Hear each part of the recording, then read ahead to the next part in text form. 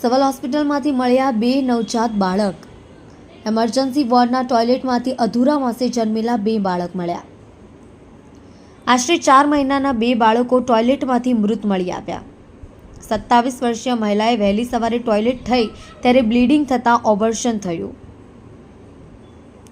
ડિંડોલી વિસ્તારમાંની 27 વર્ષીય મહિલા સાથે બની ઘટના। અધૂરા માસે જન્મેલા 2 બાળકોના મોત। મહિલા હાલ ગાયનેક વોર્ડમાં સારવાર હેઠળ। મહિલાને કયા કારણોસર ઓપરેશન થયું તે તપાસનો વિષય।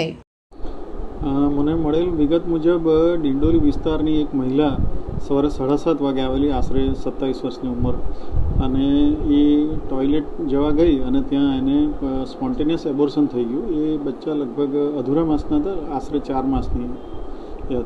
ત્યારબાદ ગાયનેકના ડૉક્ટરો તરત જ કેઝ્યુઅલ્ટીમાં આવી ગયા હતા અને એ મહિલાને લેબર રૂમમાં લઈ ગયા હતા। એની ત્યાં સારવાર ચાલુ છે અને બચ્ચાને પણ એમને ત્યાં આગળ લઈ ગયા છે અને એમને એક આપી દેવામાં આવશે।